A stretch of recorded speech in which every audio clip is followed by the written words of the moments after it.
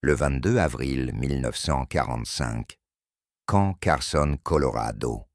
Le soleil se leva derrière les montagnes rocheuses, projetant de longues ombres sur la cour de gravier où 16 garçons allemands se tenaient en ligne de manière irrégulière. Leur souffle formait une brume dans l'air froid du matin. Leurs mains tremblaient, non pas à cause du froid, mais parce qu'ils étaient convaincus que ce jour serait leur dernier. Ils portaient des uniformes américains dépareillés, trop grands pour eux, le tissu flottant sur des silhouettes amaigries par des mois de rationnement et de peur. Le silence pesait sur leurs oreilles, comme le poids même des montagnes. Des gardes sortirent, des baraquements. Le visage impassible, les mouvements mesurés. Les garçons échangèrent des regards, chacun cherchant une once de réassurance qu'aucun ne pouvait offrir. Puis, l'ordre de marcher fut donné, et à cet instant, Eric Schneider, 14 ans, comprit avec une clarté absolue qu'il n'atteindrait jamais 15 ans. Mais avant de poursuivre ce moment extraordinaire de l'histoire, prenez une seconde pour cliquer sur « J'aime » et vous abonner à la chaîne. Laissez un commentaire en disant depuis quel pays vous regardez. Et si vous ou votre famille avez des histoires de la Seconde Guerre mondiale, je serais honoré de les lire. Ces histoires comptent, ces voix résonnent à travers les générations. Revenons maintenant à ce matin-là au Colorado, là où la peur et l'humanité se sont heurtées, d'une manière que personne n'aurait imaginée. La marche commença sans explication. Les bottes crissaient sur le gravier en un rythme régulier. Le son traversait les terrains d'entraînement désertés, avalés par l'immensité du paysage du Colorado. Eric marchait près du centre de la colonne, les yeux fixés sur le garçon devant lui. Il tenta de calmer sa respiration, d'étouffer les battements violents de son cœur. Autour de lui, les autres maintenaient par leur calme, par pure force de volonté. Ils avaient été soldats autrefois, ou du moins, on leur avait dit qu'ils l'étaient. Maintenant, ils étaient prisonniers des enfants dans un pays étranger, attendant un jugement qu'ils ne comprenaient pas. Le camp avait été un centre d'entraînement, avant que la guerre n'amène des prisonniers sur le sol américain. En 1945, plus de 425 000 prisonniers allemands étaient détenus aux États-Unis dans plus de 500 camps. La plupart étaient des soldats réguliers de la Wehrmacht, capturés en Afrique du Nord ou en Europe. Mais parmi eux se trouvèrent aussi des débris de la Volkssturm et des unités des jeunesses hitlériennes, des garçons, extraits des ruines de l'effondrement final du Troisième Reich. Eric avait été capturé près d'Aken, en mars, membre d'une unité désintégrée, qui avait à peine la forme d'une force militaire. Il avait tiré 2 fois avec son fusil. Il n'avait jamais touché quoi que ce soit. Il s'était rendu à des Américains, qui semblaient no plus surpris que furieux de trouver des enfants en uniforme. Le voyage vers le Colorado avait été un flou de trains de centres de rétention et de formalités administratives. Les prisonniers plus âgés avaient assuré aux garçons qu'ils seraient traités selon la Convention de Genève, mais la peur obéit à une autre logique. Eric se souvenait des films de propagande, des histoires murmurées dans les caves, des avertissements concernant la brutalité alliée. Il se souvenait des visages glacés des officiers SS qui leur disaient que se rendre signifiait mourir. Et maintenant marchant vers une destination inconnue, en ce clair matin d'avril, ces avertissements semblaient prophétiques. La colonne dépassa les hangars de stockage et s'éloigna du bâtiment principal. Le terrain s'ouvrit sur un grand champ rectangulaire, bordé de barbelés à l'horizon. Des bancs de bois se trouvaient au centre. Des barils métalliques reposaient près d'un petit abri utilitaire. Les gardes les dirigèrent en avant. Les garçons s'assirent, sans protester, leurs corps raides, leurs esprits courants, à travers 1000 possibilités. L'estomac d'Éric se noua. Ce n'était pas une corvée. Ce n'était pas un transfert. L'isolement de l'endroit, le calme du matin, la présence de gardes supérieurs, tout pointait vers quelque chose de définitif. Les minutes s'allongèrent. Le soleil montait réchauffant l'air, mais pas l'angoisse, qui se déposait sur les bancs. Quelques garçons murmuraient des prières en allemand. D'autres regardèrent les montagnes gravant la vue dans leur mémoire. Éric pensa à sa mère à Düsseldorf, se demanda si elle savait où il était, si elle avait survécu au bombardement. Il pensa à sa petite sœur, à la manière dont elle riait, lorsqu'il tentait de marcher, au pas comme un soldat. Il pensa à tous les moments ordinaires qu'il avait tenus pour acquis, avant que le monde ne s'effondre dans le feu et l'idéologie. Puis, les gardes revinrent, portant des caisses. Les garçons observèrent, tandis que les caisses étaient déposées près des barils. Un garde souleva un couvercle. À l'intérieur, pas des armes, ni des documents, mais des provisions.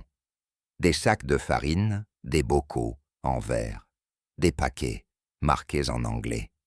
Un autre garde fit rouler un petit fourneau portatif, du type utilisé dans les cuisines de campagne. Des poêles métalliques, apparurent des spatules, une table pliante. Les garçons échangèrent des regards perplexes. Rien de tout cela ne correspondait au protocole d'exécution. Rien ne correspondait à leurs attentes. Et pourtant ils restaient tendus, incapables d'abandonner la peur, tant qu'ils ne comprenaient pas ce qui se déroulait. D'autres caisses arrivèrent. Le tintement de bouteilles en verre résonna à travers le champ. Un garde en souleva une dans la lumière. L'étiquette indiquait « Coca-Cola » en lettres rouges familières. Éric avait déjà vu ce logo avant la guerre, dans des magazines, dans des vitrines. C'était un symbole de l'Amérique exotique lointain. Et maintenant il se trouvait à 10 mètres de lui, couvert de condensation, sous le soleil du matin. Une autre caisse fut ouverte, révélant des paquets de viande hachés, emballés dans la glace. L'odeur froide et nette de la viande conservée se répandit jusqu'au banc. Les gardes allumèrent les unités de chauffage. Des flammes bleues jaillirent avec un souffle. Les surfaces métalliques commencèrent à chauffer. Un garde déballa la viande et avec une efficacité presque routinière, forma de grosses galettes qu'il pressa sur la plaque chaude. De la vapeur s'éleva en volutes serrées.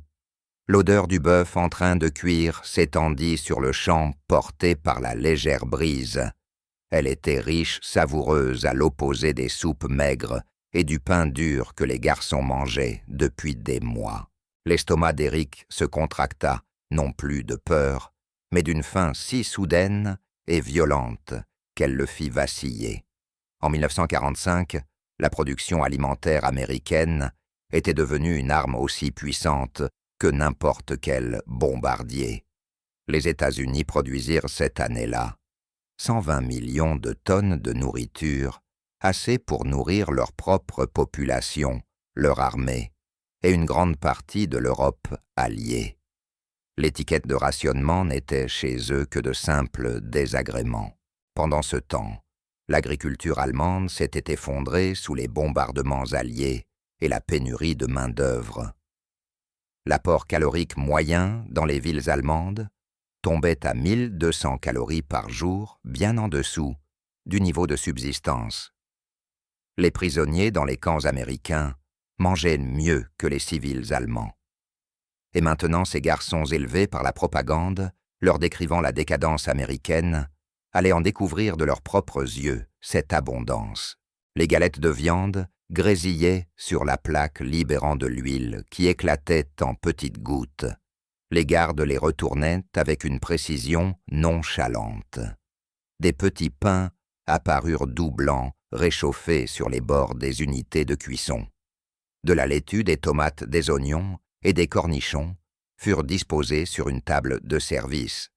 Chaque hamburger fut assemblé, avec soin les couches empilées, proprement, puis emballés dans du papier. Les plateaux se remplirent rapidement.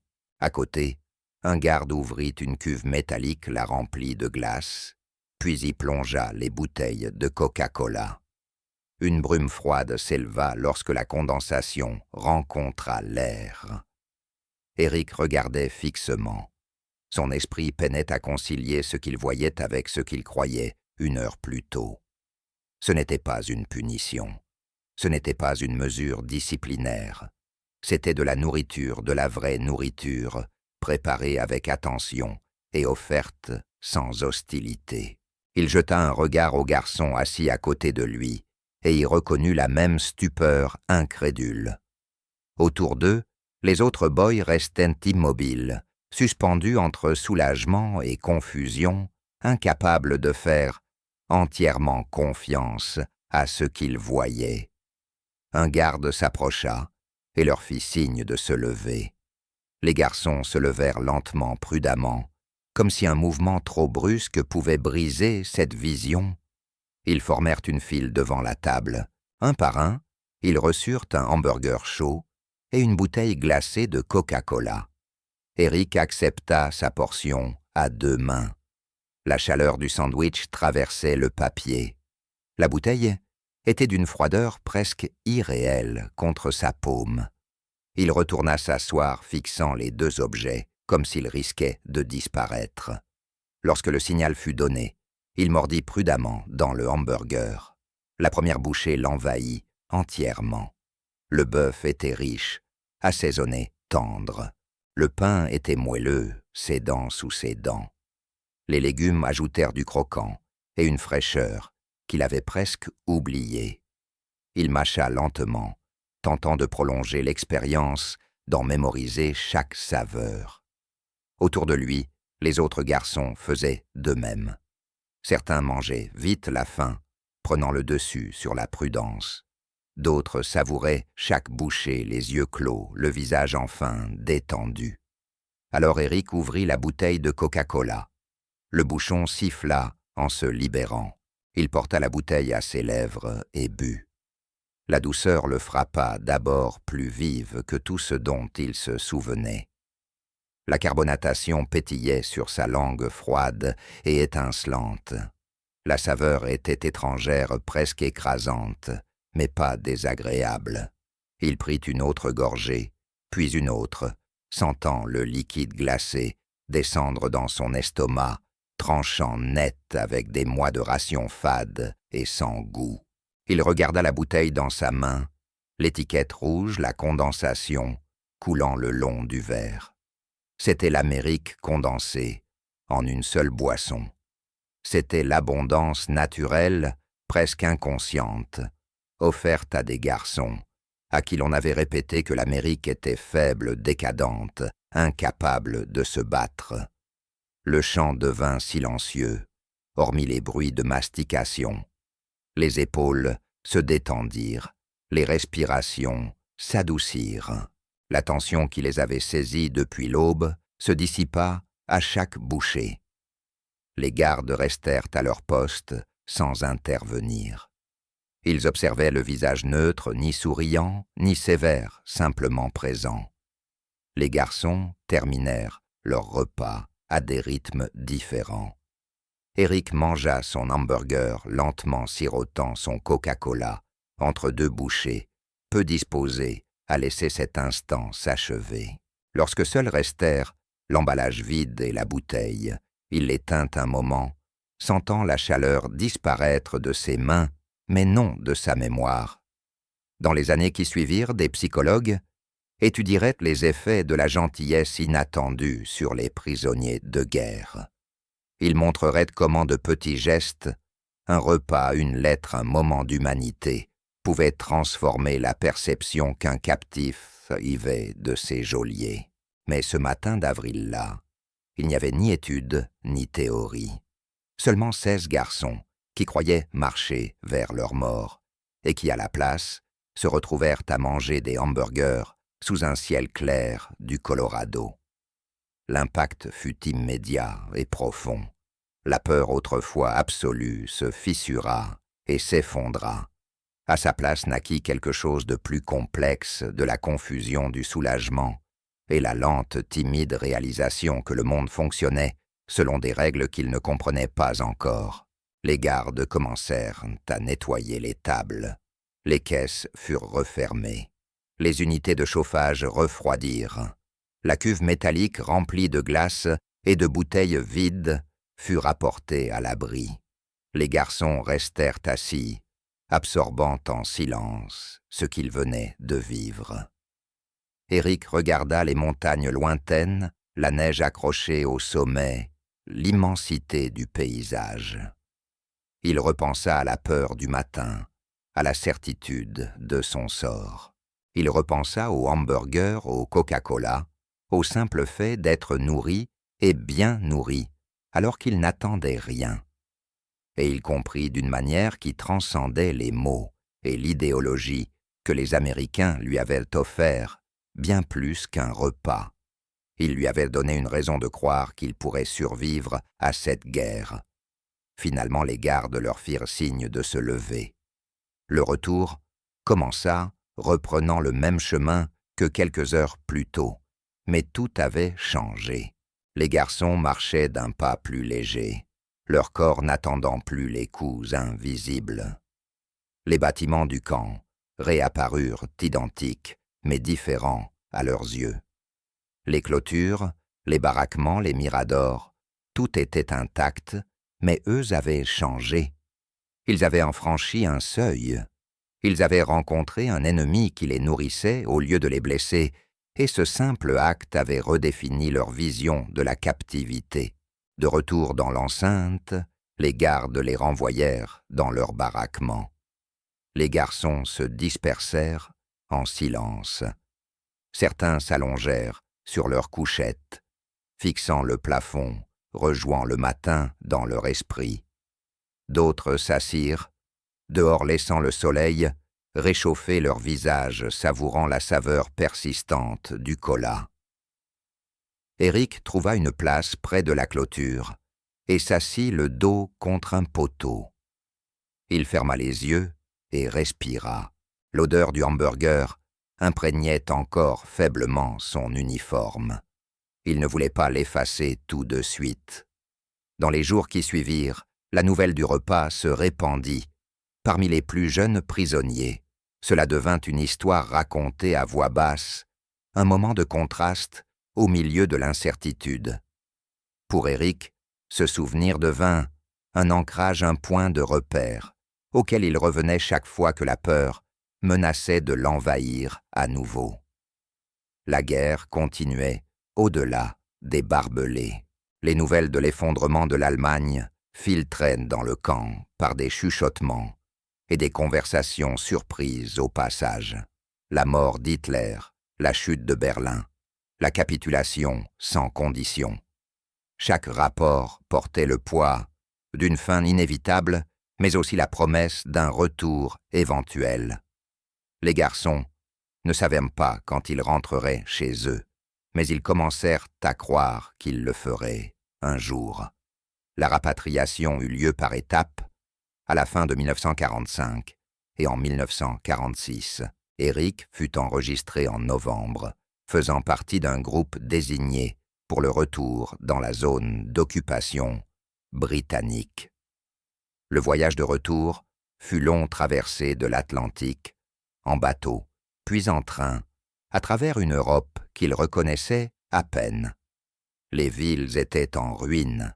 Les infrastructures s'étaient effondrées, des millions de personnes y étaient déplacées. Lorsqu'il atteignit enfin Düsseldorf, il trouva sa mère vivante, sa sœur saine et sauve. Leur appartement avait survécu au bombardement, même si le quartier autour avait été détruit. Les retrouvailles furent silencieuses, marquées davantage par le soulagement que par la joie. Trop avait été perdu pour célébrer. Ils étaient ensemble, et cela suffisait. Éric parlait rarement de son temps de prisonnier. L'histoire lui semblait trop petite, trop intime, face à l'immensité de la dévastation continentale. Quand on lui posait des questions, il évoquait les trains, les camps, les corvées. Il ne mentionnait pas le matin dans le champ, le hamburger, le Coca-Cola.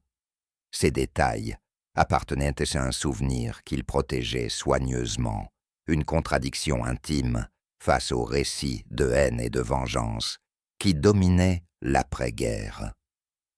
Il reconstruisit sa vie, lentement termina ses études, trouva du travail, fonda une famille. La guerre devint un chapitre de son passé refermé, mais jamais oublié. Les décennies passèrent. Éric vieillit dans une Allemagne méconnaissable. Les ruines furent déblayées, les villes reconstruites, la prospérité revenue. La guerre froide redessina les alliances. L'Amérique autrefois, l'ennemi devint le protecteur. Les bases de l'OTAN parsemaient le paysage. La culture américaine inonda l'Europe par les films, la musique et bien sûr les hamburgers et le Coca-Cola. Les symboles de ce matin au Colorado devinrent omniprésents, si communs qu'ils perdirent tout pouvoir de surprise. Mais pour Éric, ils ne perdirent jamais leur sens. Dans les années 70, alors qu'il marchait dans un marché à Düsseldorf, il sentit l'odeur de viande grillée. L'odeur le stoppa net. Il se retourna et vit un vendeur dans une petite échoppe former des galettes, empiler des pains, les mêmes gestes qu'il avait observés 60 ans plus tôt. Le souvenir remonta d'un coup, avec une clarté saisissante, le matin froid, la peur, le soulagement, le goût. Il resta immobile, un long moment, suspendu entre le passé et le présent, entre le garçon qu'il avait été et l'homme qu'il était devenu. Puis il s'avança et commanda un hamburger. Le vendeur le lui tendit, enveloppé de papier chaud contre sa paume. Éric en prit une bouchée. Le goût était différent, assaisonné différemment, cuit différemment, mais l'acte lui-même, le simple fait de manger un hamburger en paix, portait tout le poids de ce que ce matin avait signifié. Éric ne dit jamais au vendeur pourquoi il avait attendu si longtemps, pourquoi son regard s'était perdu dans le vide en mangeant. Certains souvenirs étaient trop profonds, trop complexes pour être exprimés dans une conversation banale. Mais il pensa aux gardes américains qui avaient préparé ce repas. Il se demanda s'ils avaient compris l'impact de leurs gestes, s'ils savaient qu'un acte destiné à apaiser des tensions avait pour au moins un garçon redéfini les frontières de l'humanité au milieu de l'inhumanité. Ils ne lui avaient pas sauvé la vie au sens traditionnel. Il n'avait jamais réellement été en danger ce matin-là. Mais ils avaient sauvé autre chose, sa croyance, que les humains, même ennemis, pouvaient choisir la bienveillance plutôt que la cruauté. Et dans un monde qui sortait d'une guerre totale, cette croyance était fragile, indispensable. Éric Schneider mourut en 2003, à l'âge de 72 ans. Sa famille se réunit pour des funérailles discrètes. Ses enfants parlèrent de sa gentillesse, de son éthique de travail, de son amour pour ses petits-enfants. Ils mentionnèrent la guerre brièvement, sa capture, son séjour en Amérique. Il n'avait jamais entendu parler du hamburger ni du matin où il croyait mourir. Ses souvenirs étaient restés enfermés en lui, trop personnels pour risquer d'être minimisés. Pourtant, l'histoire survécut ailleurs. Dans une vieille interview avec des historiens, Éric avait évoqué le repas une seule fois, en un paragraphe sans éclat. Il resta dans les archives, puis réapparut dans des articles et des documentaires, devenant une partie du récit discret de la guerre. Ce matin d'avril 1945 n'avait duré que quelques heures. Les hamburgers furent mangés, les bouteilles ramassées, les garçons renvoyés à la routine. Mais l'instant les transforma. Il montra que l'histoire n'est pas seulement façonnée par les généraux, mais aussi par des gardes et des cuisiniers qui choisissent la compassion.